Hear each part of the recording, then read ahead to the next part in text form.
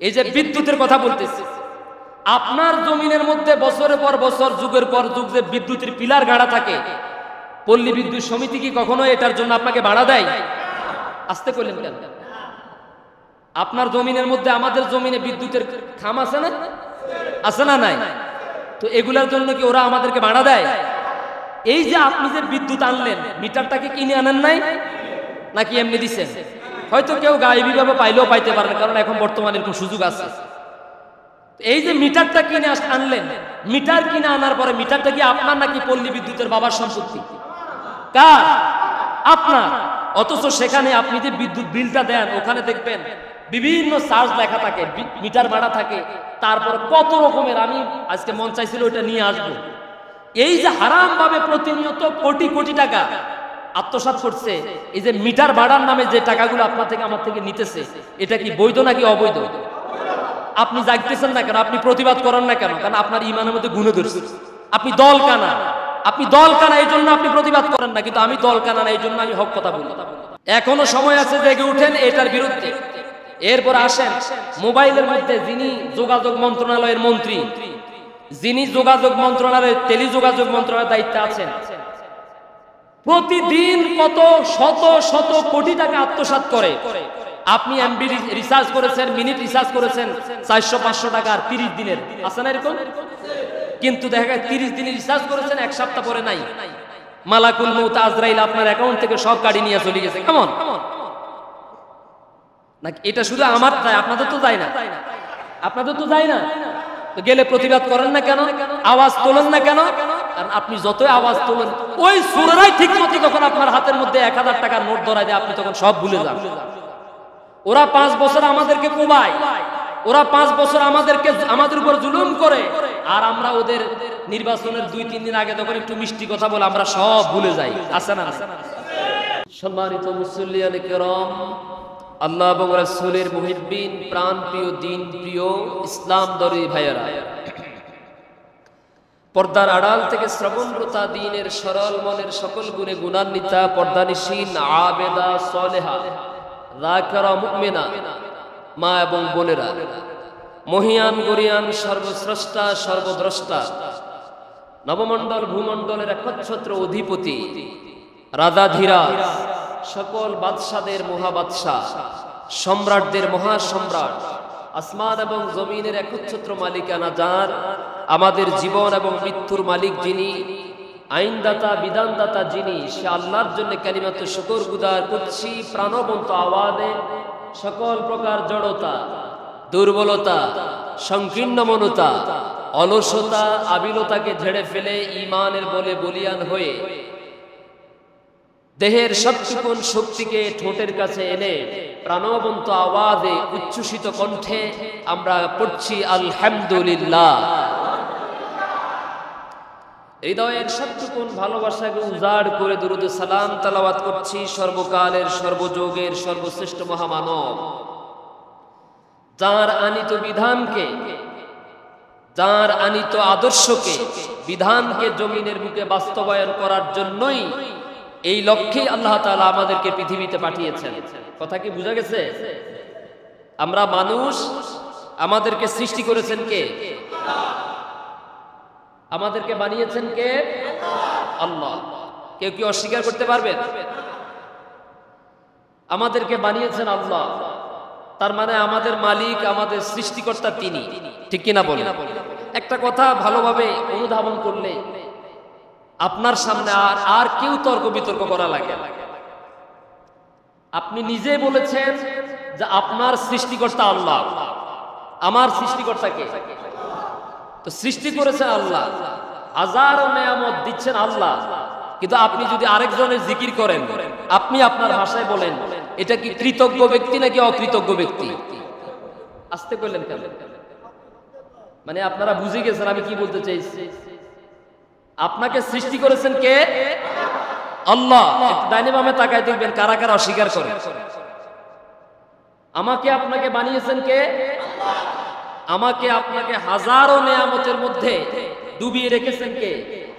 আমার এই নিঃশ্বাসের মালিকানা কার? আল্লাহ। তো যেহেতু সবকিছু আল্লাহই দিচ্ছেন,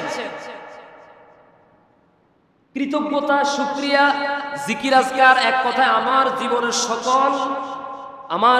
সকল কাজকর্ম, আমার জীবনের সকল কথা, আমার সকল আদর্শ, আমার অর্থনীতি, আমার রাজনীতি, আমার পররাষ্ট্রনীতি, আমার কৃষিকাজ, আমার ব্যবসা বাণিজ্য, আমার ইমামতি, আমার নামাজ সব হবে কার জন্য? আওয়াজ কিন্তু কমে গেছে। এখানেই কিন্তু মুনাফিকদের পরিচয় পাওয়া যায়, এখানেই মুনাফিকদের পরিচয়। আমরা যারা বিশ্বাস করি আমাকে বানিয়েছেন আল্লাহ, আমাকে সৃষ্টি করেছেন আল্লাহ, আর সৃষ্টির একমাত্র উদ্দেশ্য হচ্ছে আল্লাহর এই জমিনে তার প্রেরিত মুহাম্মদ রাসূলুল্লাহ সাল্লাল্লাহু আলাইহি সাল্লামকে, খেয়াল করুন, আল্লাহ রাসূলকে যে উদ্দেশ্যে পৃথিবীতে পাঠিয়েছেন, রাসূল তো এখন দুনিয়ায় নাই, যে আদর্শ বাস্তবায়ন করার জন্য রাসূল পৃথিবীতে এসেছেন, সে আদর্শের সাথে, রাসূলের দায়িত্বের সাথে, রাসূলের কাজের সাথে যদি আপনার আমলের মিল না থাকে, কাজের মিল না থাকে, আপনি মুসলমান না, আপনি নির্ভেজাল মুনাফিক হয়ে গেলেন। নামাজ পড়লেন আল্লাহর জন্য, সমাজে গিয়ে স্লোগান দিলেন আরেকজনের জন্য, এটা কখনো আপনার মুসলমানিত্ব আদায় হয় না। কথা বুঝেন? আমাকে আপনাকে আল্লাহ পৃথিবীতে পাঠানোর একটা উদ্দেশ্য আছে না নাই? আছে না নাই? আল্লাহ রাব্বুল আলামিন বলছেন উদ্দেশ্যটা কি? ওয়ামা খালাকাতুল জিন্না ওয়াল ইনসা ইল্লা লিয়াবুদুন। আমি কেবলমাত্র শুধুমাত্র জিন এবং ইনসানকে সৃষ্টি করেছি, ক্রিয়েট করেছি, সৃজন করেছি, আবিষ্কার করেছি, তৈরি করেছি, বানিয়েছি শুধুমাত্র কেবলমাত্র আমি আল্লাহর গোলামি করার জন্য। এই কথাটাকে আমি বাড়ি থেকে বানিয়ে আনছি নাকি আপনাদের ইমাম সাহেব যে আয়াত তেলাওয়াত করে আপনাদের ইমামতি করেন, আমি তো সেখান থেকে তেলাওয়াত করছি? আমারে ভুল বুঝার কোনো সুযোগ আছে? কথাটা কার? ওয়ামা খালাকতু, কেবলমাত্র শুধুমাত্র সৃষ্টি করেছি। খলাকা ইয়াখলুকু মানে সৃষ্টি করা, আর খলাকতু মানে আমি সৃষ্টি করেছি। ওয়ামা মানে কেবলমাত্র শুধুমাত্র, মিনাল জিন্নি ওয়ামা খলাকতুল জিন্না ওয়াল ইনসা ইল্লা লিয়াবুদুন। জিন এবং ইনসানকে শুধুমাত্র কেবলমাত্র আমার গোলামি, বন্দেগী, দাসত্ব করার জন্য সৃষ্টি করেছি। সুবহানাল্লাহ। আবার এটা হলো আল্লাহর উদ্দেশ্য। আর অন্যদিকে রাসূলকে প্রেরণ করার উদ্দেশ্য কি? কেন আল্লাহ রাসূলকে পাঠালেন? আল্লাহ রাব্বুল আলামিন বলছেন, হুয়াল্লাযী আরসালা রাসূলাহু বিল হুদা ওয়া দীনিল হক লিইয়ুযহিরাহু আলাদ-দীনি কুল্লিহি ওয়া কাফা বিল্লাহি শাহীদা। সূরার নাম সূরা ফাতহ, 26 নম্বর পারা। এই সূরার মধ্যে আল্লাহ রাব্বুল আলামিন বলছেন, তিনি সেই সত্তা যিনি তার রাসূল মুহাম্মদ সাল্লাল্লাহু আলাইহি সাল্লামকে পৃথিবীতে পাঠিয়েছেন, পৃথিবীতে সৃষ্টি করেছেন, প্রেরণ করেছেন। তার একটাই মাত্র লক্ষ্য, উদ্দেশ্য, সেটা হলো এই পৃথিবীতে আল্লাহর আইন বাদে, খেয়াল করেন, আল্লাহর আইন বাদে, আল্লাহর দ্বীন বাদে, আল্লাহর হুকুম ছাড়া এই পৃথিবীতে যত বিধান, আল্লাহর হুকুম ছাড়া পৃথিবীতে যত বিধান আছে, মানুষের তৈরি করা যত তন্ত্র মন্ত্র, আদর্শ আছে, সংবিধান আছে, নীতিমালা আছে, সবগুলোকে দুনিয়া থেকে দুলিশাত করে দিয়ে, বিতাড়িত করে, ডিলেট করে দিয়ে তাদের উপরে আমি আল্লাহর দ্বীন, আমি আল্লাহর বিধান প্রতিষ্ঠা করবে। সুবহানাল্লাহ। আমার কথা কি বুঝা যায় ভাইয়েরা? তাহলে আমাদেরকে সৃষ্টি করার উদ্দেশ্য হচ্ছে আমরা গোলামি করব কার? আমার প্রতিটি কথাই হবে ইবাদত। মুসলমানের প্রতিটি কথাই হবে ইবাদত। এখন কাউকে গালি দিলে তো ইবাদত হবে কেমন? তাহলে বুঝতে হবে আমি যে গালি দিচ্ছি, গালি দেওয়ার আগে আমাকে চিন্তা করতে হবে যে আমাকে আল্লাহ তো গালি দেওয়ার জন্য সৃষ্টি করেন। কি কথা বোঝা যায়? আপনি একজনকে মারবেন, প্রস্তুতি নিচ্ছেন, আপনি যদি আগে চিন্তা করেন আমারও তো আল্লাহ মারামারি করার জন্য পৃথিবীতে সৃষ্টি করার নাই, বরং মারামারি বন্ধ করার জন্য আমার সৃষ্টি করেছে। আমাকে তো আল্লাহ রাব্বুল আলামিন সমাজে এবং রাষ্ট্রের মধ্যে অশান্তি সৃষ্টি করার জন্য প্রেরণ করেন নাই, সৃষ্টি করেন নাই। আমাকে আল্লাহ তাআলা সমাজ থেকে, দেশ থেকে অশান্তি দূর করার জন্য সৃষ্টি করেছেন। অতএব অন্যায় কোনো কাজে পা বাড়ানোর আগে প্রত্যেকটি মুসলমান যদি চিন্তা করে আমার কাজ তো এটা না, আমার দায়িত্ব তো এটা না, আমার দায়িত্ব হলো সেটা দেই। দায়িত্ব নিয়ে আল্লাহ তাআলা আমার রাসূলকে দুনিয়াতে পাঠিয়েছে। আমরা কি সবাই রাসূলের উম্মত না? কথা কন না কেন? আমরা সবাই কার উম্মত বলেন? তার নাম কি? মুহাম্মদুর রাসূলুল্লাহ। তাহলে তার দায়িত্ব যেটা ছিল আমাদেরও, কথা বলে, তার যে দায়িত্ব ছিল আমাদেরও, তার এক নাম্বার দায়িত্ব ছিল এই পৃথিবীর বুকে মানুষের তৈরি করা যত আদর্শ আছে, যত সংবিধান আছে, যত আইন কানুন আছে, সবগুলোকে দুনিয়া থেকে বিতাড়িত করে সংগ্রামের মাধ্যমে, জিহাদের মাধ্যমে, যুদ্ধের মাধ্যমে, আন্তরিক প্রচেষ্টার মাধ্যমে, ঐক্যবদ্ধ প্রচেষ্টার মাধ্যমে আল্লাহর এই জমিনে আল্লাহর দ্বীন, আল্লাহর বিধানকে প্রতিষ্ঠা করা। সুবহানাল্লাহ। আপনি যদি মুসলমান হয়ে থাকেন তাহলে রাসূলের কাজের সাথে, রাসূলের দাওয়াতি কাজের সাথে আপনার দাওয়াতি কাজের মিল থাকবে। রাসূলের রাজনৈতিক জীবনের সাথে আপনার রাজনৈতিক জীবনের মিল থাকবে। কথা কন। আর আপনি যদি ভেজাল মুক্ত মুনাফিক হয়ে থাকেন, আব্দুল্লাহ ইবনে উবাইর জন্য আপনার ভালোবাসা থাকে, আপনি যদি আব্দুল্লাহ ইবনে উবাই ইবনে সুলুল নামক মুনাফিকের বংশধরের কোন সূত্র আপনার সাথে জোড়া থাকে, তাহলে আপনি নামাজে আল্লাহর বিধান দিয়ে পড়বেন, সমাজে আল্লাহর বিধানের সাথে আপনার সম্পর্ক থাকবে না। আপনি নামাজে আল্লাহর কোরআন পড়েন, নামাজে আল্লাহর বিধান মানেন, কিন্তু সমাজটা কোরআন, সমাজটা আল্লাহর বিধান দিয়ে চলুক, দেশটা আপনার বিধান দিয়ে চলুক, এমন মানুষদেরকে আপনি সমর্থন করেন না।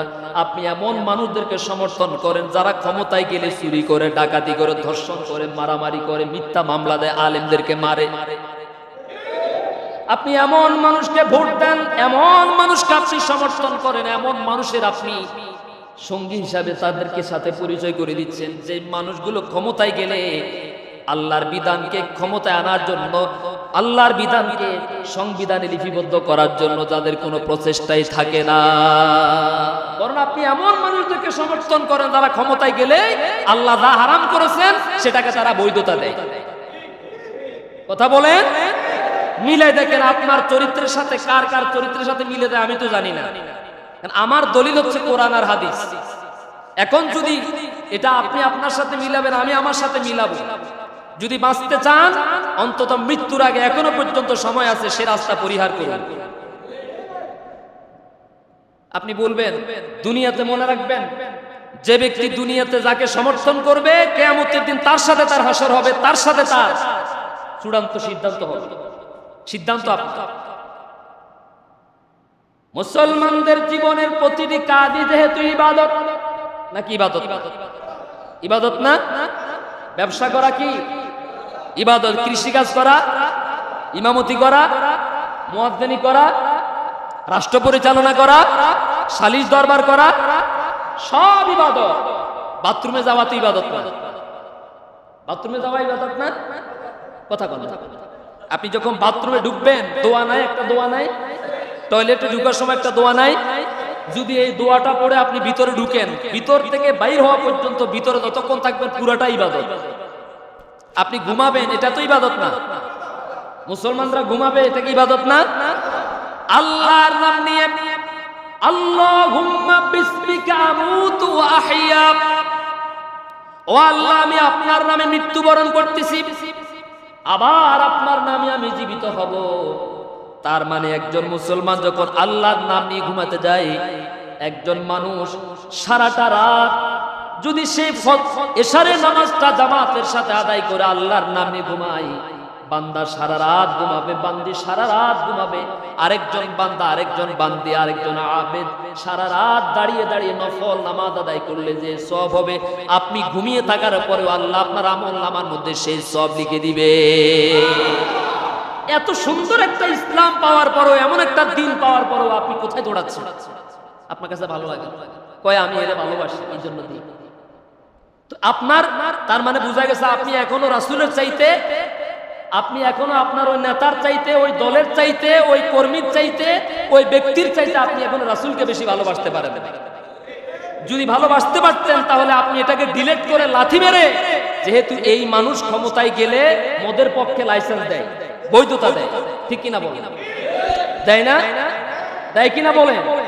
আপনারা বলেন বাংলাদেশে মদ হালাল নাকি হারাম? কে বলছে হারাম?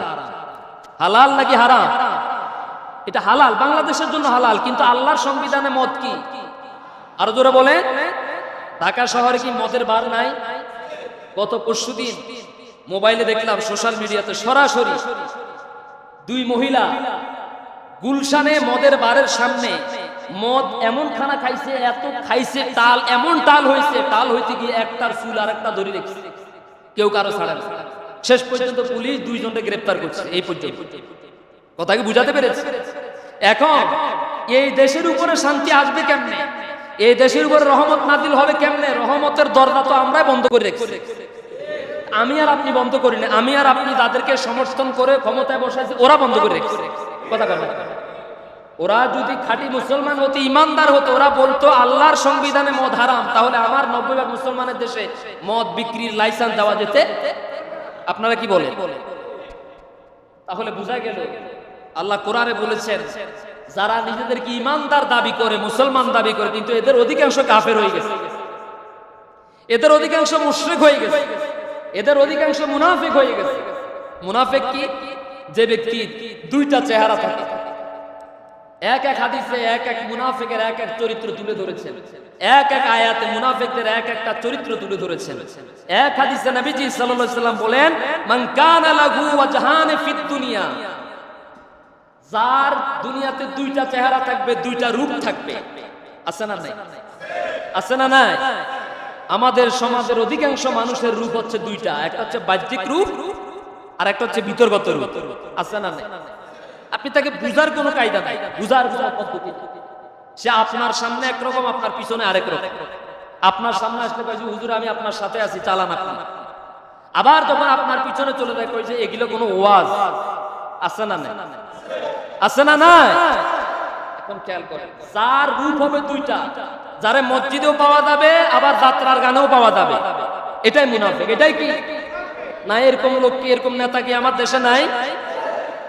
মসজিদের সামনে একেবারে ঠিক মডেল মসজিদের সামনে বরাবর নির্বাচিত হওয়ার পরে, ওই যে সিলেটের নতুন যে ইয়াং যে লোকটা নির্বাচিত হয়েছে, ব্যারিস্টার সুমন সাহেব, নির্বাচিত হওয়ার 2-3 দিন পরে দেখলাম মডেল মসজিদের সামনে বিশাল গানের কনসার্ট, রাতভর। ওইদিকে নামাজও চলতেছে, তার গানের আওয়াজে, তার বাদ্যবাদকতার আওয়াজে মসজিদে নামাজ পড়তে পারতেছে।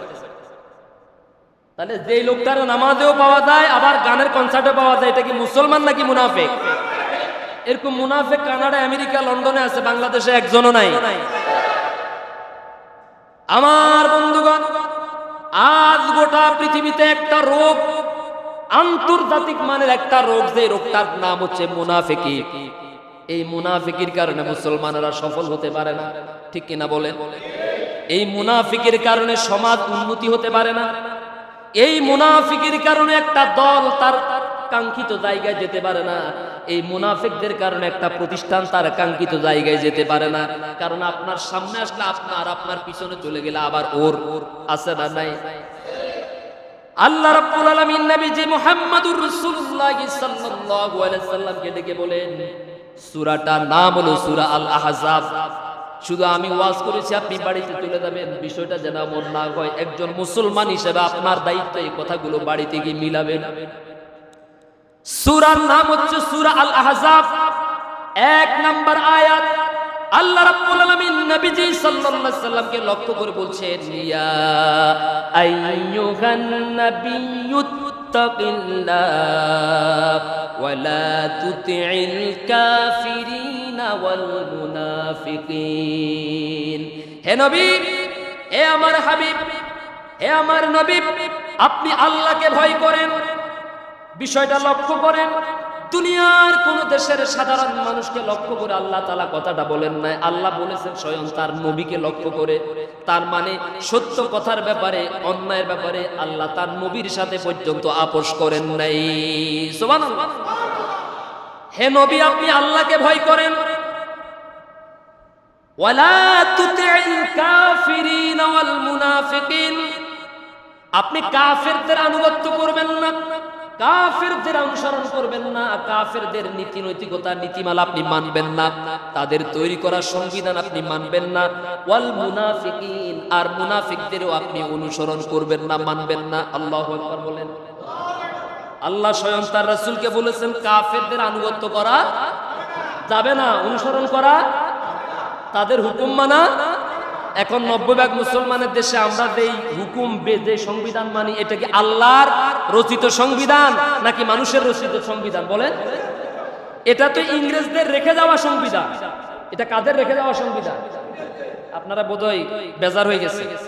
আপনি মানেন আর না মানেন এটা আপনার দায়িত্ব, তবে আল্লাহর কোরআনের সাথে যদি আপনি একমত পোষণ না করেন, আপনার ঈমান নিয়ে কিন্তু সন্দেহ আছে, আছে না নাই? আপনি মানেন না, আপনি দল কানা, সেটা আপনার বিষয়।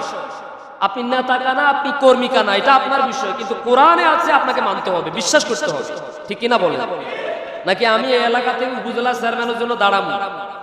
হ্যাঁ, আমি যদি এই এলাকা থেকে এমপির জন্য দাঁড়াইতাম তাইলে বুঝতেন যে হুজুর বোধহয় কোনো দলের থেকে দাঁড়াইবো, এই জন্য আমাদেরকে আলাদা করতেছে। বুঝাতে পারি না? আমি কি চেয়ারম্যানের জন্য দাঁড়াইছি নাকি? টাকা দাইল করছি নাকি? না, চিন্তার কোনো কারণ নাই। আর আমরা জানি আপনারা শুধু আমাকে হুজুর করে দেখলে শুধু দাওয়াত দিবেন আর সালাম দিবেন, চা খাওয়াইবেন, কিন্তু ভোটের ব্যাপারে আমাদেরকে আপনারা দিবেন, এটা আমরাও জানি। এটাই হচ্ছে মুসলমানদের ভালোবাসা বর্তমান। যার পিছনে নামাজ পড়লে মসজিদে শান্তি, ঠিক কিনা বলে? তারা যদি বলে সমাজের চেয়ারে বসাই দাও, তোমার মসজিদ যেমন শান্তি, তোমার সমাজও শান্তি আসবে, কয় না হুজুর এটা তো মানতে পারি। আপনি শুধু মিলাদ পড়াবেন, খতম পড়াবেন, মুনাজাত করবেন, হাদিয়া নিবেন, খবরদার কিন্তু চেয়ারের দিকে নজর দিবেন না। কথা কন না কেন? এই হচ্ছে আমাদের মুসলমানদের অবস্থা। যতই ওয়াজ করি, কারবার কিন্তু বেনামাজিরই দিয়ে আসে। কারে দেয়? কথা বলেন। তা আপনি কিসের নামাজ পড়বেন? আপনি তো মুনাফিকে রয়ে গেলেন। নামাজ পড়ছেন ঠিকই, কিন্তু দিছেন এমন এক জায়গা যেটা নিজে মসজিদই ছিল। কথা কন। আপনি এই একটা মাত্র রায় দিয়ে এই যে 5 বছর সে যত হারাম কাজ করবে, যত অন্যায় কাজ করবে, যত অবৈধ কাজ করবে, রোজগার করবে, ও যেই পরিমাণ গুনাহের ভাগীদার হবে, আপনি শুধু একটা মাত্র ভোট দিয়ে আপনি সেই পরিমাণ গুনাহের ভাগীদার হয়ে গেলেন। কিন্তু মসজিদের ইমাম সাহেবের যদি ওই জায়গায় বসান, মোটামুটি চুরি হওয়ার, কি চুরি ডাকাতি খুন খারাপি হওয়ার সম্ভাবনা আছে? গম চাল রাস্তা এগুলো কি খাওয়ার সম্ভাবনা আছে? বরং হুজুরের মতন মানুষের যদি ওই জায়গায় বসান, আপনার বাড়িতে রাত 12টার পরে সাইকেলের পিছনে করে আপনার খাবার আপনার ঘরে পৌঁছে যাবে। সরকার কর্তৃক, রাষ্ট্র কর্তৃক চাউলের বস্তা আত্মসাৎ হবে না। হুজুরকে যদি দায়িত্ব দেন, ইসলামপন্থীদেরকে, ইসলামী আন্দোলনের কর্মীদেরকে যদি আপনি এই চেয়ারের দায়িত্ব বসান, তাহলে রাত 12টার পরে আপনাকে চিন্তিত হওয়া লাগবে না। আপনার ঘরেই এমনিতে চাউলের বস্তা চলে যাবে, গমের বস্তা চলে যাবে। যখনই আপনার সময়, আল্লাহর পক্ষ থেকে আপনার জন্য যা প্রয়োজন সেটা পৌঁছে যাবে। কারণ আপনি যখন কোরআনের পক্ষ নিয়েছেন, আল্লাহ আপনার পক্ষ নিয়েছেন, ঠিক কিনা বলে? ঠিকঠাক সব মসজিদে বলি, কিন্তু যখন সময় আছে, ভোটের আগের দিন রাত্রে 500 টাকা 1000 টাকার নোট দেখলে ইমান বিক্রি করে ফেলে। আছে না এরকম বেঈমান মার্কা মুসল্লি? আছে না নাই? ভরা ভরা ভরা। পরের জুমার দিন দেখলাম যে ওই ভদ্রলোক, এলাকার চেয়ারম্যান সাহেব, যে তার নেতৃত্বে লাঠিয়াল বাহিনী নিয়ে মানুষকে কেন্দ্রে ঢুকতে দেয় না, এবং একজনে 70টা করে দিচ্ছে। কয়টা? সুবহানাল্লাহ কয়জন? ঘটনা একজনে যদি 70টা দেয়, সুবহানাল্লাহ কইবেন না? কি বলবেন? শুধু মসজিদে কেমন? হ্যাঁ, নাকি বাইরেও? এরা সব নাউজুবিল্লাহ দলের পার্টির লোক, ঠিক কিনা বলে? এখন খেয়াল করেন, আমি তখন বললাম, আমি আপনাদের কেন্দ্রীয় মসজিদের ক্ষতি, অত্যন্ত দুঃখ আর পরিতাপের বিষয়, আফসোসের বিষয়, জীবনে প্রথম ভোটার হয়েছে। মনের মধ্যে একটা বড় একটা আশা ভরসা ছিল, নিজের পছন্দের প্রার্থীকে বাছাই করবে, একজন নামাজি, একজন কুরআনওয়ালা, একজন ইসলামপন্থীকে আমি আমার এই পবিত্র আমানতটা দেব। কোন চোরকে দেব না, বেনামাজিকে দেব না, নারীখোরকে দেব না, গাঁজাখোরকে দেব না, মদখোরকে দেব না। কিন্তু আফসোসের বিষয় হলো, আমার ধাক্কা দিয়ে বের করে দিয়েছেন। যিনি আমার ধাক্কা দিয়েছেন উনি কিন্তু এখন সামনের কাতারে আছেন। তা আমি জিজ্ঞেস করলাম যে আমি তো দিতে পারি না, আপনারা কেউ দিছেন? মুসল্লি দেখো, হুজুর আমরা একজনও ধারে কাছে যাইতে পারি না। কেন্দ্রীয় মসজিদের খতিব যদি দিতে না পারেন, তো বাকি মুসল্লিদের কি অবস্থা? একজন হাত উঁচু করে কয়, হুজুর আমার আব্বা মারা গেছে 2 বছর আগে, আমার আব্বা এবছর ভোট দিছে। সুবহানাল্লাহ। আছে না নাই? আছে না নাই? এক লোক মারা গেছে 3 বছর আগে, হেও ভোট দিয়ে গেছে। এদেশে মরা মানুষের নামে মামলা হয় কিনা বলে? মরা মানুষের নামে গাছ কাটার মামলা হয় কিনা বলে? তার কারণ হচ্ছে আমাদের একেবারে উপর থেকে নিচ পর্যন্ত এমন পচা ধরছে। গতকালকে সময় টিভিতে একটা নিউজ দেখলাম, দেশের উত্তরবঙ্গে একটা যুবক 17 দিন পর্যন্ত মিথ্যা একটা মার্ডার মামলায় সে জেলে পৌঁছতেছে। জজ নিজেই হতবাক হয়ে গেলেন, যেটা কেমনে সম্ভব, যার বিরুদ্ধে কোনো ওয়ারেন্ট নাই, অথচ পুলিশ তারে গ্রেফতার করে নিয়ে এসেছে, সে জেল কাটতেছে কাশিমপুর কারাগারে। কথা কি বোঝা যায়?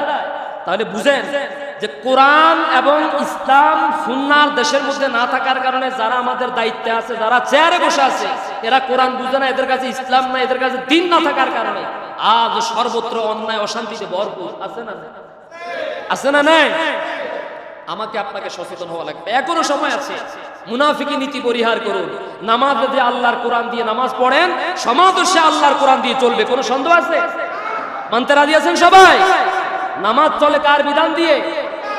যে আল্লাহর কোরআন দিয়ে নামাজ চলে, সে আল্লাহর কোরআন দিয়ে কি চলবে? শুধু সমাজ চলবে নাকি রাষ্ট্র চলবে? সে আল্লাহর কোরআন দিয়ে কোর্ট কাছারি চলবে, সে আল্লাহর কোরআন দিয়ে থানা চলবে, সে আল্লাহর কোরআন দিয়ে শিক্ষা প্রতিষ্ঠান চলবে, সে আল্লাহর কোরআন দিয়ে ব্যবসা প্রতিষ্ঠান চলবে। ঠিক কিনা বলে? সব জায়গায় যদি বরকতের কিতাব চলে আসে, সব জায়গায় যদি আল্লাহর কোরআন চলে আসে, তাহলে গজব আসবে না? আসবে? আপনারা ইতিমধ্যে দেখেছেন গত পরশুদিন এই যে আবুধাবিতে যেই দেশটা পৃথিবীর মানচিত্রে একেবারে খুব মানে লন্ডনকে হার মানায়, তারা একেবারে ঐশ্বর্যে আভিজাত্যে এতটাই উপরে উঠে গেছে, দুনিয়ার এমন কোন হারাম কোন কাজ নাই যেটা এখন সেখানে চলে না। বুর্জাল খলিফাতে যেটা চলে সেটা তো আর বলার অপেক্ষায় রাখে না। শেষ পর্যন্ত দুবাইতে এখন মন্দির পর্যন্ত নির্মাণ করেছে। নাউজুবিল্লাহ বলে। আদে মুসলমান নামদারি এই মুনাফিক মার্কায় শাসকগুলো নিজেদের গদি টিকে রাখার জন্য কাফেরদের আনুগত্য করতেছে, কাফেরদেরকে তারা বন্ধু হিসাবে গ্রহণ করতেছে। অথচ আল্লাহ কোরআনে বলেছেন, খবরদার তোমরা আল্লাহকে বাদ দিয়ে, ইমানদারদেরকে বাদ দিয়ে, মুমিনদেরকে বাদ দিয়ে কাফেরদেরকে কখনো বন্ধু হিসাবে গ্রহণ। এটা কার বিধান? কাফেরদেরকে বন্ধু হিসাবে গ্রহণ করা। অথচ তারা তাদের গদি, তারা তাদের চেয়ার টিকে রাখার জন্য কাফেরদের সাথে, মুশরিকদের সাথে রীতিমতো যোগাযোগ, রীতিমতো সম্পর্ক, রীতিমতো বন্ধুত্ব।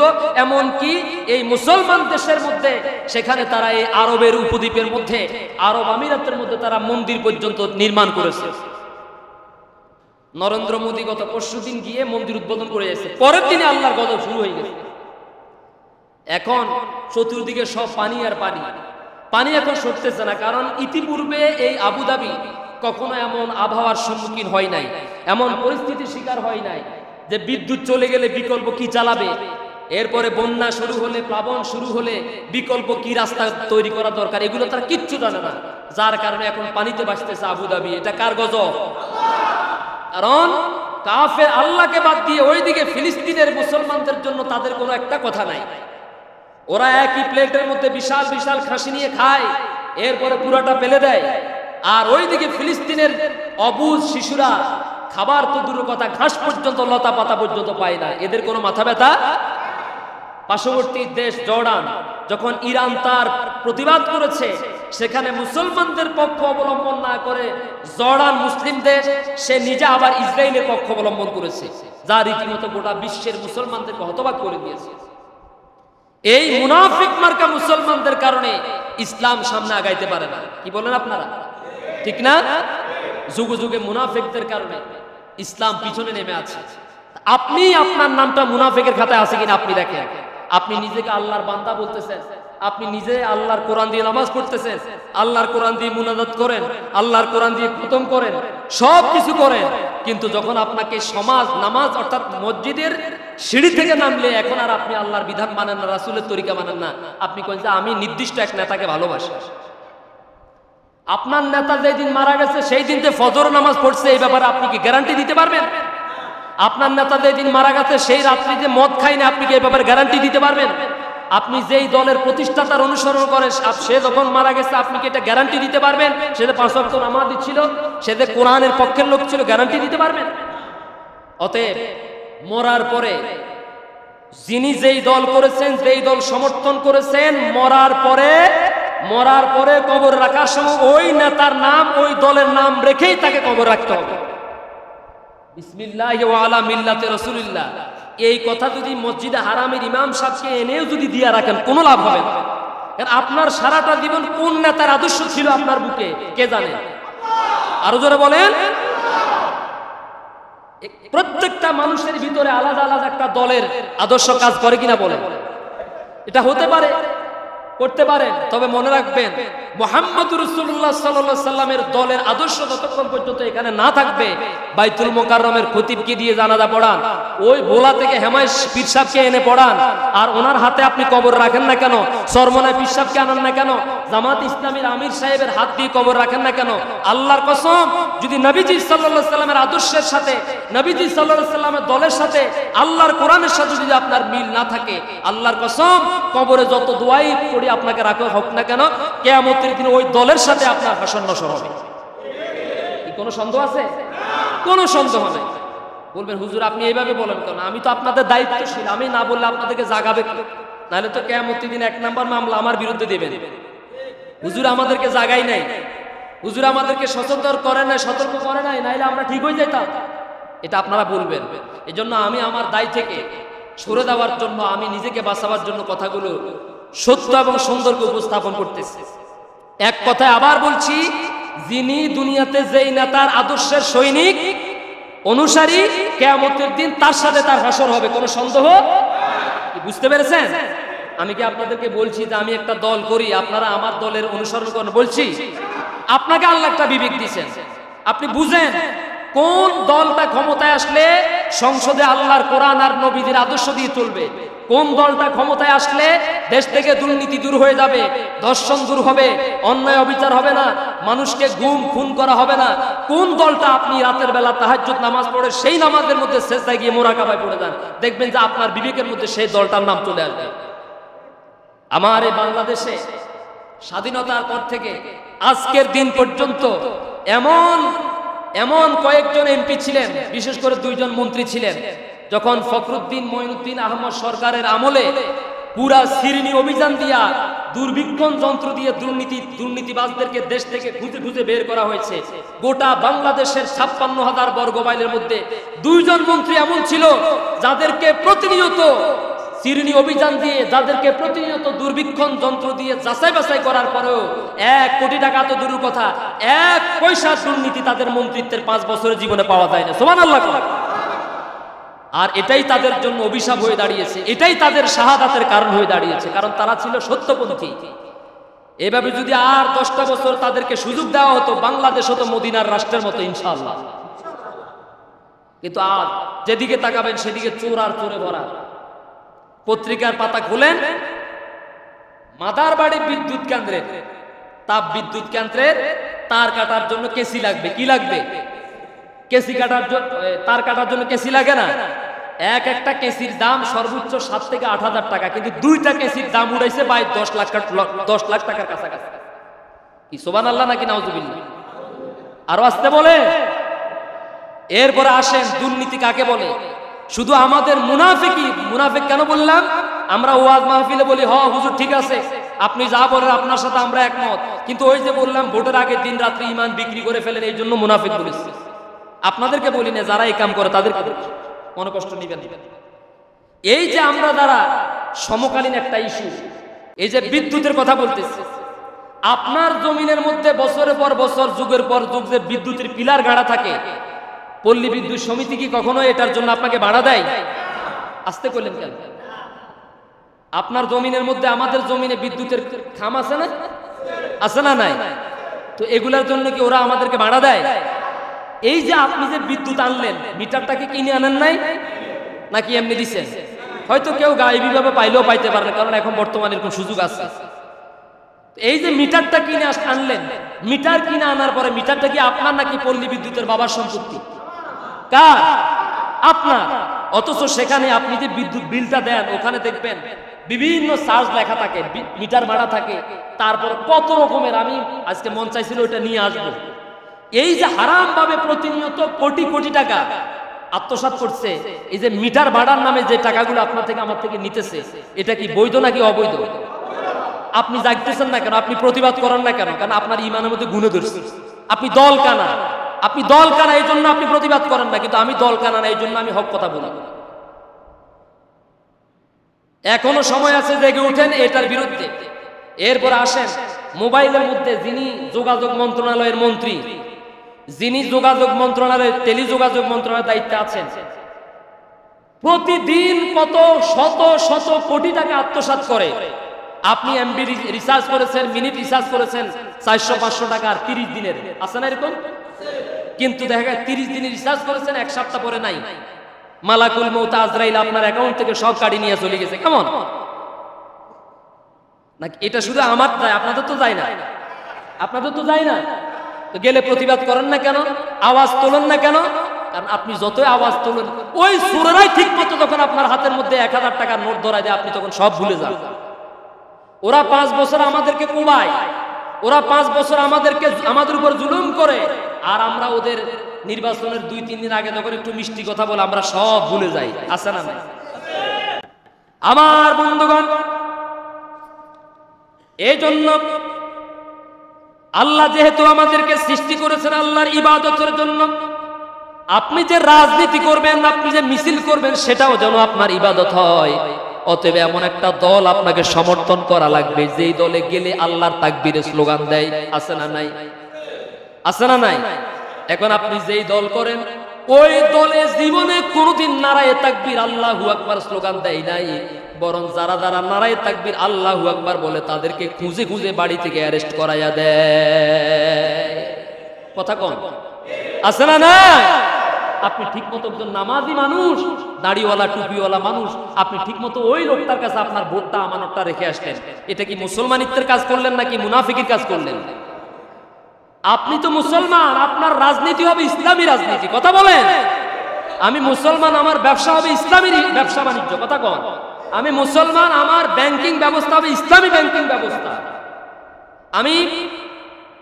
আমি মুসলমান, আমার পরিবারের যা কিছু হবে, বিয়ে শাদী থেকে শুরু করে সব হবে ইসলামের ভিত্তিতে। কথা বলে। আমি মুসলমান, আমার সমাজ চলবে ইসলামের আইনে।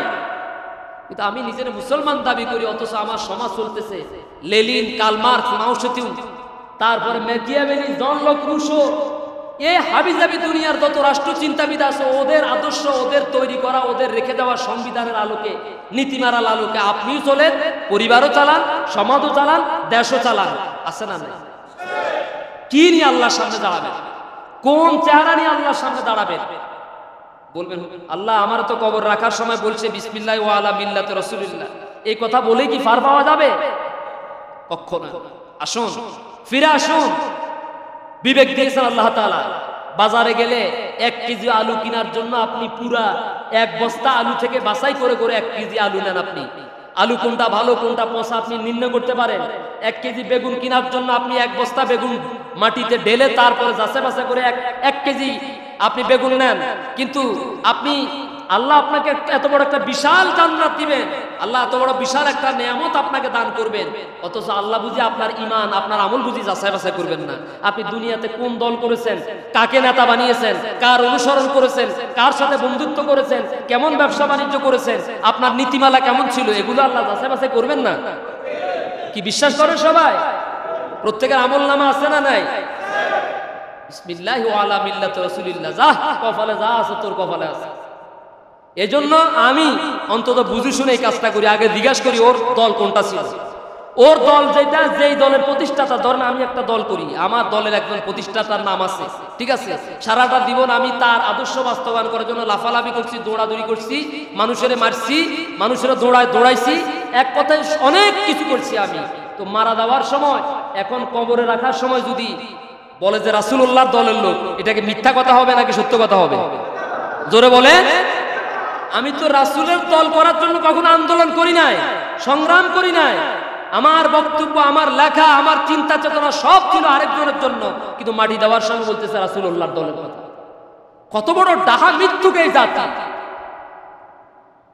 আল্লাহ তুমি এই জাতিকে বুঝার তৌফিক দান করো। এগুলা কাবা করে যায়, কেন যায় আমার বুঝে আসা?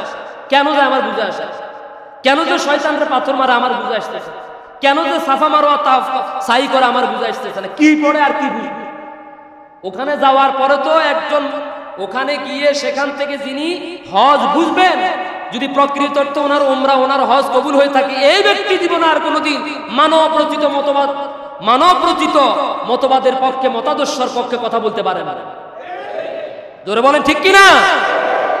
যে মুহাম্মদ সাল্লাল্লাহু আলাইহি সাল্লাম এই যে আপনি কাবা ঘরটাকে 7 বার তাওয়াফ করলেন, এটা দ্বারা কি বুঝলেন আপনি? বান্দা, যেখানে যাও, যত দূরে যাও, এই ঘরের মালিক আল্লাহর কাছে তোমাকে একদিন ফিরে আসা লাগবে। এই যে তাওয়াফ করতেছেন, এটার মূল কথা কি? মূল কথা হচ্ছে আপনি যেই দিকে ঘুরেন, যারে আপনি মানেন না কেন, দিন শেষে ফাইনাল খেলার দিন আপনাকে এখানেই কার কাছে আসতে হবে? আপনাকে এই তাওয়াফ একত্ববাদের স্বীকৃতি দেয়। আপনি হাজরে আসওয়াদ ধরার জন্য পেরেশান হয়ে গেলেন, কিন্তু আপনি হাজরে আসওয়াদ থেকে শিক্ষা গ্রহণ করলেন না। এখান থেকে কি শিক্ষা দিচ্ছেন? যে মুহাম্মদ সাল্লাল্লাহু আলাইহি সাল্লাম পৃথিবীতে এসেছেন মানব রচিত মতাদর্শকে, মানব রচিত তন্ত্র মন্ত্রকে ধূলিসাৎ করে দেওয়ার জন্য, আপনি সেই রাসূলকে সালাম দিতে গিয়েও সেখান থেকে আপনি আপনার আদর্শকে পরিবর্তন করতে পারেন নাই। হে রাসূল, আজকের পর থেকে আমি সিদ্ধান্ত নিলাম, মৃত্যু পর্যন্ত আপনার আনিত, আপনার প্রেরিত আদর্শকে বাস্তবায়ন করার জন্য আমার জীবনের মৃত্যু পর্যন্ত আমি থাকবো ইনশাআল্লাহ। কিন্তু সেখান থেকে আসি আপনি ঘুরে ফিরে ওই বেনামাদিটারে কারবারটা দিয়ে দিলেন। কেন দিলেন? কয় যে হুজুর, আমি কিন্তু ওনারে খুব ভালোবাসি, ওনারে খুব ভালোবাসি। তো ভালোবাসি মানি তো হলো, তার মানে আপনি ওমরা করছেন ঠিকই, মদিনায় গেছেন ঠিকই, তার মানে এখনো আপনি আপনার দলের প্রতিষ্ঠাতার চাইতে রাসূলকে ভালোবাসতে পারেন নাই। জোরে বলেন ঠিক কি না? কোনো লাভ হবে না বাবারা, চাচারা, জ্যাঠারা, দাদারা, ভাইয়েরা, কোনো লাভ হবে না, কোনো লাভ হবে না। বুঝুন, দিন শেষে আপনাকে এক আল্লাহর কাছে আপনাকে যেতে হবে। আল্লাহর আসামির কাঠ গড়ায়, আল্লাহর কসম, আপনার দল, আপনার নেতা, আপনার নেত্রী আপনার সেখানে কাছে গিয়ে আপনার জন্য সুপারিশ করবে না। আল্লাহই করবে। 10-15 বছরের কৃতজ্ঞতা মানুষ একদিন তার স্বার্থের কারণে ভুলে যায়, অস্বীকার করতে পারে না? দুনিয়াতে পল্টি লে ফেলাইছে, দুনিয়াতে পল্টি লই ফেলাইছে, অস্বীকার করে ফেলাইছে বড় ভাই। মানে সামনে নতুন আরেকজন আসতেছে, এখন চিন্তা করতেছে নতুনত্বের একটা ভাব আছে, অতএব এখন আমারটাও যদি টিকাইতো তাহলে ওর সাথে আমি বাজি থাকি, পুরানটারে বাদ দিই।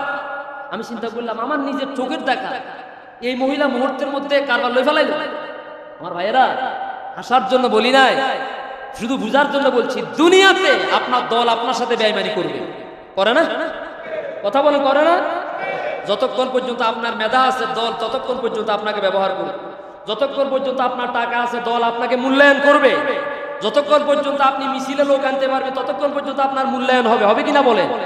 কিন্তু আপনি যখন ওই বড় ভাইকে টপকাইয়া উপরের পদে দেওয়ার চেষ্টা করবেন, যে বড় ভাই আপনাকে ব্যবহার করেছে 20 বছর, এখন আপনাকে মানুষে চায় আপনি একটু উপরে উঠেন, তখন এবার ওই বড় ভাই আপনাকে রাতের বেলা ফুটুস করে মারি ফেলাইতে কোনো করে, এরকম আছে না নাই?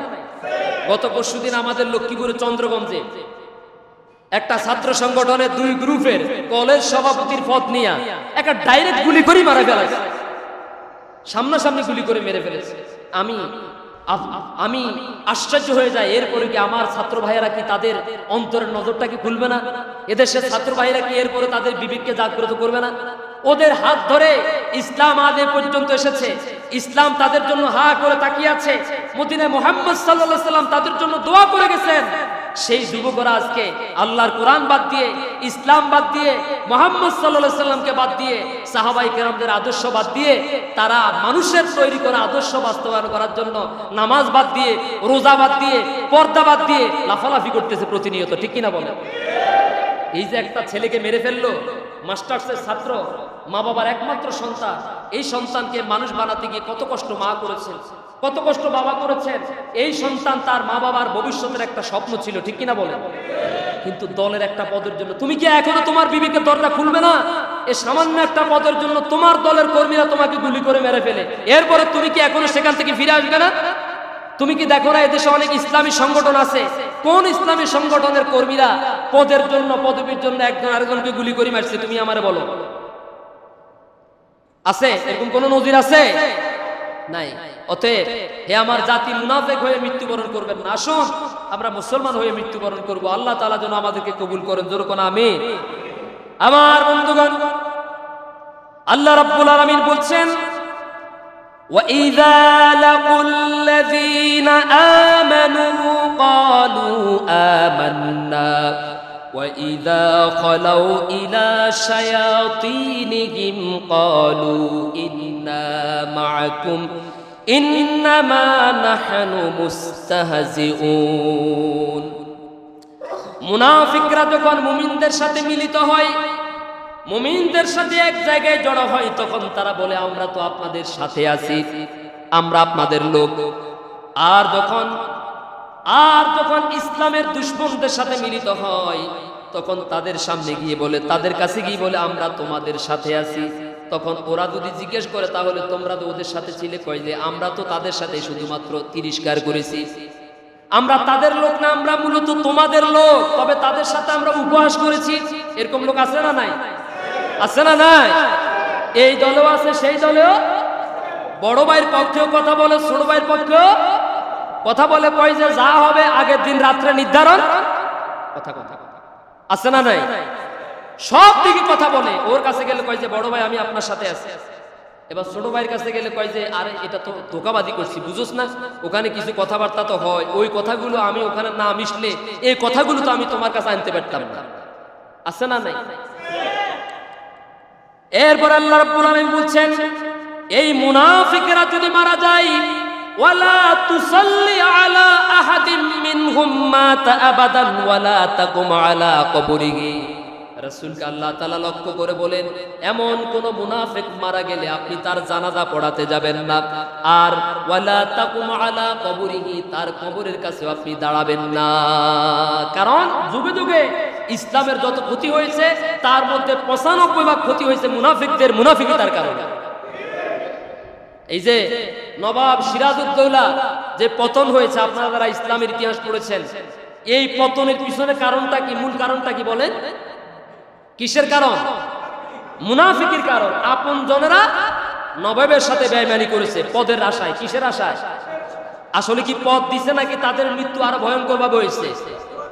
নবাব মরে গেছেন ঠিকই, নবাব শাহাদাত বরণ করেছেন ঠিকই, শহীদ হয়েছেন ঠিকই, কিন্তু কিয়ামত পর্যন্ত নবাবের নামটা আমরা কিয়ামত পর্যন্ত এই বাংলাদেশি এই ভূখণ্ডের মানুষেরা নবাবের নামটা শ্রদ্ধার সাথে স্মরণ করবে, ঠিক কিনা বলেন? আর যারা মীর জাফরি করেছে, মুনাফিকি করেছে, পদের লোভে, ক্ষমতার লোভে আপন রক্তের সাথে বেঈমানি করেছে, আপন ধর্মের সাথে বেঈমানি করেছে, আপন দেশের সাথে বেঈমানি করেছে, দলের সাথে বেঈমানি করেছে, ওদেরকে কিয়ামত পর্যন্ত এই নামটাও এখন কেউ স্মরণ করতে চায় না, বরং মীর জাফর এই নাম কেউ রাখতেও চায় না, ঠিক কিনা বলেন?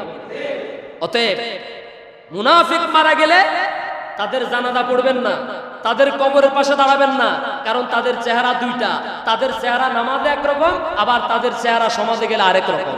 তারা নামাজে কোরআন মানে, নামাজে আপনাকে আল্লাহ হিসাবে মানে, রাসূল হিসাবে মানে, কিন্তু সমাজে গেলে আল্লাহর বিধান তারা চায় না। আছে না? আছে। মানে ৯০% মুসলমান বাংলাদেশের যারা শুধু নামাজে আল্লাহর বিধান মানে, সমাজে আল্লাহর বিধান। যদি ৯০% মুসলমান আল্লাহর বিধান মানতো তাহলে এদেশে কি সুদ নামে কোনো শব্দ থাকতো? বলেন থাকতো? আমরা ছোটবেলা থেকে সুদের অঙ্ক করতে করতে এমন অবস্থা হয়েছে আমাদের রক্ত মাংসের সাথে সুদ মিশে গেছে। কিসের অঙ্ক বলেন? সুদের অঙ্ক। জীবনে কোনোদিন একটা যাকাতের অঙ্ক পাই নাই যে এত টাকা থাকলে, এত পরিমাণ সম্পদ, এত পরিমাণ রূপা থাকলে যাকাত দিতে হবে, এই অঙ্ক জীবনে কোনোদিন পাই নাই। কিন্তু কত টাকা থাকলে, কত টাকা লাগাইলে, কত টাকা দিলে, কত মাস পরে, কত বছর পরে এই টাকায় কত টাকা মুনাফা আসতে পারে, এরকম অঙ্ক করছেন কি করেন নাই? কি মুনাফার অঙ্ক করেন নাই আপনারা? সুদের অঙ্ক করেন নাই? তার মানে বোঝা গেল স্বাধীনতার পরে যারা এসেছে, যে লাউ হে কোমড়া হে কদু, ঠিক কিনা বলে? যে লাউ হে কদু, যারা এসেছে কেউ এদেশ থেকে অন্যায়, অনাচার, অবিচার, সুদ, তারপর ইসলাম বিরোধী কোনো কিছু তারা দূর করতে চায় না। যারা এসেছে ওই টাকার এই পিঠ আর ওই পিঠ, কিন্তু ইসলাম ছাড়া এই পৃথিবীতে এই সুদ, এই মদ, এই জেনা ব্যভিচার, এই ধর্ষণ দূর করা সম্ভব। আপনারা কি বলেন? দেশ থেকে মদের লাইসেন্স বাতিল হয়ে যাক, এটা আপনারা চান কি চান না? জোরে বলেন, চান কি চান না? সুদ এটা তো ভালো জিনিস। কেমন? যে জাতির, আমার মাথার এই টুপির মধ্যে সুদ আছে, সুদের টাকা আছে, আমি কিন্তু বাঁচতে পারি না, তো আমি কিন্তু ইচ্ছা করে লাগাই নাই। আমার কোম্পানি যেটা বানাইছে, ও ব্যাংক থেকে লোন নেওয়ার সময় সুদের উপর নিয়ে তারপর টুপিটা বানাইছে, ঠিক কিনা বলেন? তার মানে প্রত্যক্ষ পরোক্ষভাবে, ইচ্ছাই হোক আর অনিচ্ছাই হোক, এ দেশের বাইতুল মোকাররমের খতিব থেকে শুরু করে গ্রামের চৌকিদার পর্যন্ত কেউ বাকি সবাই সুদের সাথে জড়িত। এখন সুদের সাথে জড়িত আছেন, এই সুদ কিয়ামত পর্যন্ত থাকুক, এটা কি আমরা চাই নাকি? আমরা চাই সুদ দুনিয়া থেকে চলে যাক, বাংলাদেশ থেকে সুদ চলে যাক, এটা চাই না আমরা? শুধু চাইলে হবে না, এমন ব্যক্তিকে আপনার ক্ষমতায় বসাবার টার্গেট রাখতে হবে। খেয়াল করেন, এমন মানুষকে আপনি ক্ষমতায় বসাতে হবে যেই মানুষটা ক্ষমতায় আসলে ইসলামী ব্যাংকিং ব্যবস্থা চালু হবে।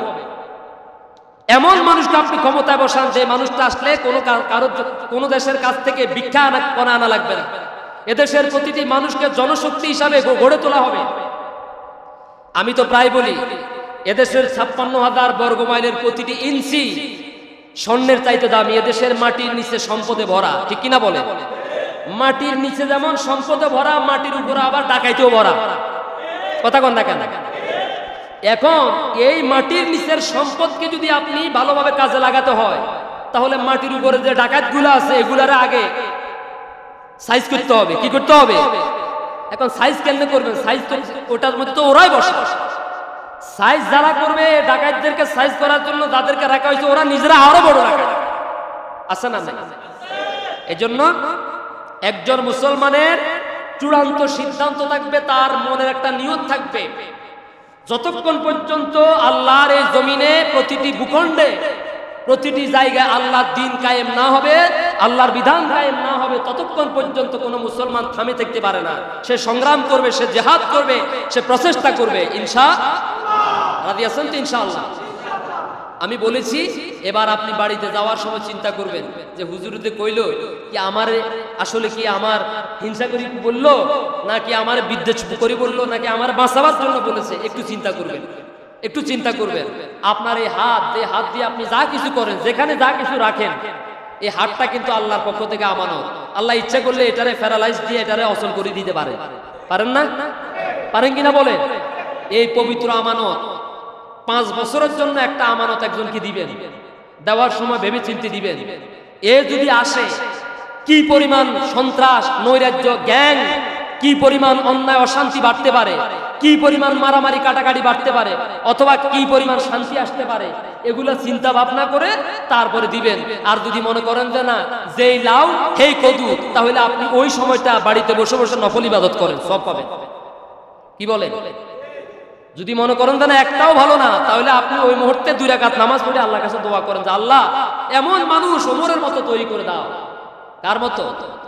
আরো জোরে বলেন, ওমরের মতো মানুষ তৈরি করে দাও।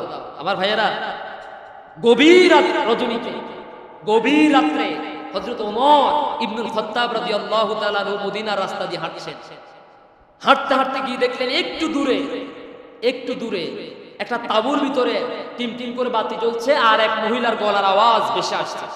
হযরত ওমর রাদিয়াল্লাহু তাআলা কাছে গেলেন, গিয়ে দেখলেন তাঁবুর সামনে একজন পুরুষ শুধু পায়চারি করতেছে, হাঁটতেছে, একবার সামনে আবার পিছনে। ভিতরে একজন মহিলা চিৎকার করতেছে। ওমর রাদিয়াল্লাহু তাআলা তাকে জিজ্ঞেস করলেন, ব্যাপারটা কি? তোমার তাঁবুর ভিতরে চিৎকার আওয়াজ, আবার তোমার চেহারাটা খুব চিন্তিত দেখা যাচ্ছে, কারণটা কি? লোকটি বললেন, আপনাকে তো চিনি না, আমরা মদিনার বাইরের লোক, এসেছি মদিনাতে যে কোনো একটা প্রয়োজনে, কিন্তু ইতিমধ্যে আমার স্ত্রীর প্রসব বেদনা শুরু হয়ে গেছে, কিন্তু এখানে তো কোনো হসপিটাল নাই, কোনো মানুষজন নাই, আমরা অপরিচিত, আমাদেরকে সাহায্য করবে কি? ওমর রাদিয়াল্লাহু তাআলা বললেন, একটু দাঁড়াও, আমি আসছি। কিছুক্ষণ পরে ওমর রাদিয়াল্লাহু তাআলা একজন মহিলাকে নিয়ে আসলেন। মহিলা ভিতরে গেলেন, আর তার সেবা শুশ্রূষার মাধ্যমে তার বাচ্চাটা দুনিয়াতে আসলো। যাওয়ার সময় লোকটা বললেন, আপনি আমাকে চিনেন না, আমিও আপনাকে চিনি না, অথচ আপনি আমার জন্য এত বড় উপকার করলেন, আবার আমার স্ত্রীর সন্তান প্রসবের জন্য একজন মহিলাকে নিয়ে আসলেন, আপনাকে চিনতে পারলাম না। ওমর রাদিয়াল্লাহু তাআলা বলছেন, আমি হচ্ছি এই অর্ধেকটা পৃথিবীর মুসলিম জাহানের খলিফাতুল মুসলিমিন হযরত ওমর ইবনুল খাত্তাব রাদিয়াল্লাহু তাআলা। সুবহানাল্লাহ, সুবহানাল্লাহ আওয়াজ বলবেন কি? আমরা তো সব গুণে নষ্ট হয়ে গেছি। 5 বছর পরে আমাদের খলিফাদের সাথে দেখা হয়। কত বছর পর? মনে কষ্ট পাচ্ছেন নাকি? আমাদের খলিফাদের সাথে দেখা হয় কত বছর পরে? 5 বছর পরে। মনে কষ্ট পাইছেন? বিষয়টা কিন্তু এইটাই, যদি খলিফারা প্রত্যেক মাসে একবার এই এলাকায় আসতো, তাহলে রাস্তার এই বেহাল দশা হইতো না। আরো আসতে কোন, ঠিক কিনা?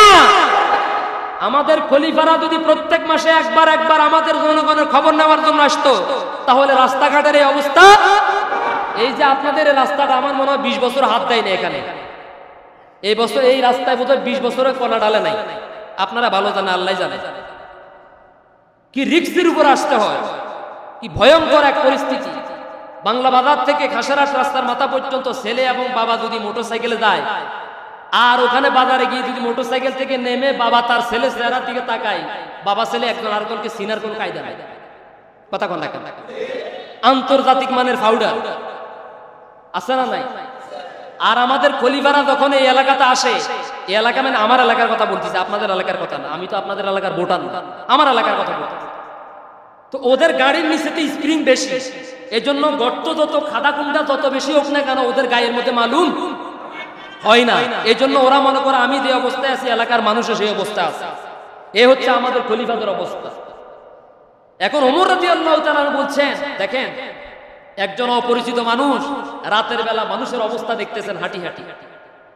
ইসলাম ক্ষমতায় আসলে কোরআনের পক্ষের লোকেরা, ইসলামী দলের লোকেরা যাদেরকে আপনারা ধরেন, মারেন, পিটেন, সুযোগ পাইলে মামলায় ভরি দেন, এই মানুষগুলো যদি ক্ষমতায় আসতো তাহলে ওই ওমর রাদিয়াল্লাহু তাআলা আনহুর মতো খলিফারাই এদেশের শাসন করত, আর এদেশের মানুষের কোনো দুঃখ, কোনো কষ্ট, কোনো অভাব থাকতো না। ঠিক কিনা বলেন? আমার ভাইয়েরা একবার চিন্তা করে দেখুন। এবার লোকটা বললেন, আমিরুল মুমিনিন, আমি তো আশ্চর্য হয়ে গেলাম, কিন্তু আপনি যে একজন মহিলা আনছেন, এই মহিলাটাকে? তিনি বললেন, ইনি হচ্ছেন আমার স্ত্রী। আমার স্ত্রী এই বিষয়ে খুব দক্ষ, পারদর্শী। আমি তো পারবো না, এর জন্য আমি আমার স্ত্রীকে নিয়ে এসেছি তোমার স্ত্রীর সেবা করার জন্য। সুবহানাল্লাহ। রাতের বেলা মানুষের বাড়িতে হাঁটতেন, জনগণের দুঃখ দুর্দশা দেখতেন, আর ওরা আমাদের মাথা বিক্রি করে 5 বছরে একদিন মাথা বিক্রি করে ওরা গুলশানে, বনানীতে, বসুন্ধরাতে বাড়ি করে সেখানে ওরা আরামে দিন কাটায়। আবার 5 বছর পরে খলিফাদের সাথে দেখা হয় কিনা বলেন? এই জন্য আমি ওই দিন বাংলা বাজারে বলেছিলাম, যদি কোনো খলিফা ভোট চাইতে আসে আগে গাছের লোকে বান্ধি রাখবেন। যদি আপনি সচেতন জনগণ হয়ে থাকেন, আপনি সামনে দাঁড়িয়ে বলবেন, বেটা আগে রাস্তা করি দে, তারপরে তোর কথা শোনো। কথা কথা। তাহলে আপনি এদেশের একজন খাঁটি দেশপ্রেমী। হযরত ওমর রাদিয়াল্লাহু তাআলা মিম্বারে দাঁড়িয়ে বক্তব্য দিচ্ছেন, পিছন থেকে একজন মুসল্লি হাত উঁচু করে বলতেছেন, আমিরুল মুমিনিন, ওয়াজ পরে শুনবো, খুতবা পরে শুনবো, আগে আমার একটা প্রশ্নের জবাব দেন। সুবহানাল্লাহ। কার ক্ষমতা আছে এরকম একজন এলাকার চেয়ারম্যানের সামনে আপনি কথা বলতে পারবেন? আমরা হুজুররা তো সভাপতি চোখের দিকে সামনে তাকিয়ে, সভাপতি সাহেবের চোখের দিকে তাকিয়ে হক কথা বলতে পারি না মিম্বারে বসে। চেয়ারম্যানের চোখের সামনে তাকিয়ে, ওনার চোখের দিকে তাকিয়ে হক কথা বলবো কেমন? অর্ধেকটা পৃথিবীর খলিফা ওমরকে বলছেন খলিফাতুল মুসলিমিন, আপনার ওয়াজ বন্ধ করেন, খুতবা বন্ধ করেন, আগে আমার প্রশ্নের জবাব দেন, তারপর আপনার পিছনে নামাজ পড়বো। সুবহানাল্লাহ। কি ওমর খুব ছোটখাটো মানুষ? তো ছোটখাটো মানুষ? হযরত ওমর রাদিয়াল্লাহু তাআলা কথা বন্ধ করে দিলেন, বললেন, এবার মুসল্লি জবাব দিলেন, হুজুর আপনার গায়ের মধ্যে যে পাঞ্জাবি যে দেখা যাইতেছে, নতুন চকচক করতেছে, এই পাঞ্জাবি আপনি পাইছেন কই? এত বড় কাপড় আপনারা কে দিছে? সুবহানাল্লাহ। আগামীকালকে বলবো। অর্ধেকটা পৃথিবীর খলিফাকে তার এলাকার একজন জনগণ বলতেছে, আপনি যে খুতবা দেওয়ার জন্য মিম্বারে দাঁড়াইছেন, আপনার গায়ের মধ্যে যে জুব্বা, এই জুব্বার এত বড় কাপড় পাইছেন কই? জবাব দেন, পরে ওয়াজ করিয়েন। হযরত ওমর রাদিয়াল্লাহু তাআলা আশ্চর্য হয়ে গেলেন।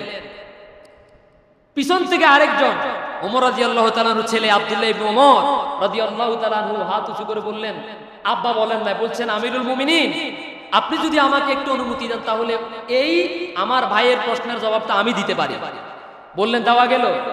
তখন বললেন, উপস্থিত মসজিদে নববীর মুসল্লিয়ানে কেরাম, আল্লাহর নবীজির সাহাবাই কেরাম, আমার আব্বার সাথী ও বন্ধুগণ, শুনুন, যিনি প্রশ্ন করেছেন উনি হচ্ছেন হযরত সালমান ফারসি রাদিয়াল্লাহু তাআলা। সুবহানাল্লাহ। হযরত সালমান ফারসি আমার আব্বাকে নিয়ে যে প্রশ্নটা করেছেন, এটা আমি জবাব দিচ্ছি। বাইতুল মাল থেকে এই বছরে প্রত্যেক সাহাবীদের জন্য রাষ্ট্রীয় কোষাগার থেকে যে এক টুকরা পাঞ্জাবির কাপড় দেওয়া হয়েছে, এই এক টুকরা কাপড় দিয়ে পরিপূর্ণ পাঞ্জাবি বানানো সম্ভব নয়। এজন্য আমি যেটা পাইছি, আমার আব্বা যেটা পাইছে, আমি আমার ভাগেরটা আব্বারে দিয়ে দিছি। যেহেতু আব্বা মসজিদে খুতবা দেন, উনি একজন শাসক, এজন্য আমি আমার ভাগেরটা আব্বাকে দিয়ে দিয়েছি, যাতে করে আমার আব্বা পরিপূর্ণ একটা জুব্বা সিলাইতে পারে। সুবহানাল্লাহ। হযরত ওমর রাদিয়াল্লাহু তাআলা বললেন, যিনি প্রশ্ন করেছেন তাকে বললেন, তোমার কি আর কোনো কিছু বলার আছে? তিনি বললেন, অবশ্যই বলার আছে। কি? তিনি বললেন, আমিরুল মুমিনিন, আজকে যদি আপনি এই প্রশ্নের জবাব দিতে না পারতেন, আল্লাহর কসম আমার হাতের তরবারি দিয়ে আপনার গর্দানটাকে দেহ থেকে আলাদা করে দিতাম। না, সুবহানাল্লাহ বলার দরকার নাই।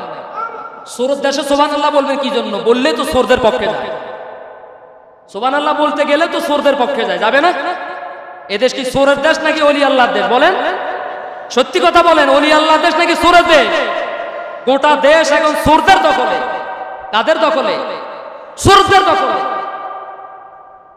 এখন ওমর রাদিয়াল্লাহু তাআলা সিজদায় পড়ে গিয়ে আল্লাহর কাছে দোয়া করলেন, আল্লাহ আমি ওমর জীবিত থাকতে আমার হাতে তৈরি করা এমন জনগণ আমি রেখে গেলাম যারা আমার মৃত্যুর পরেও দেশের সম্পদের ব্যাপারে, জনগণের দায়িত্বের ব্যাপারে এতটুকু সচেতন থাকবে। আমি তোমার শুকরিয়া আদায় করি, আলহামদুলিল্লাহ।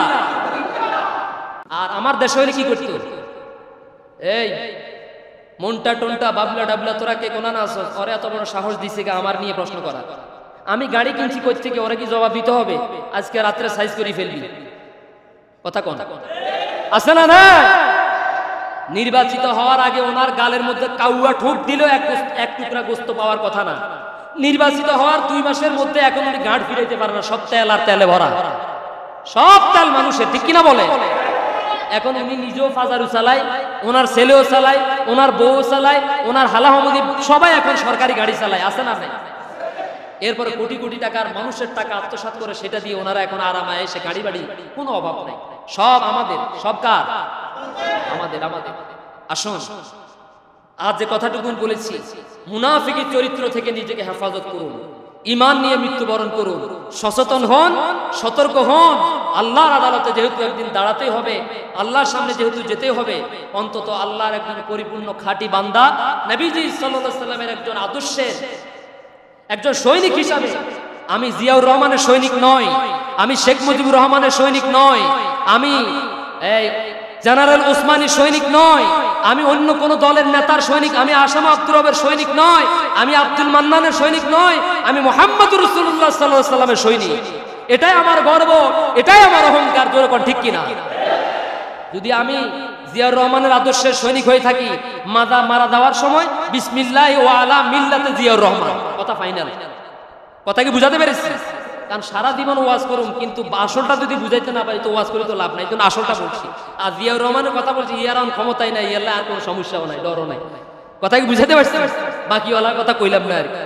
এক কথায়, আপনি যেই দলের নেতার অনুসারী, যেই দলের নেতার মিছিল দিয়েছেন, স্লোগান দিয়েছেন, লাফালাফি করেছেন, আদর্শ প্রতিষ্ঠার আন্দোলন করেছেন, মারা যাওয়ার পরে তার দলেই আপনাকে রাখা হবে, কোনো সন্দেহ নাই। আল্লাহি বিল্লাহি তাল্লাহি, আল্লাহর কসম, আল্লাহর কসম, আল্লাহর কসম, এটাই চূড়ান্ত সত্য কথা। তবে হক কথা কোনো ক্ষতি হয়তো আপনাদেরকে বলবে না চাকরি বাঁচানোর ভয়ে, আমি বলে ফেলেছি।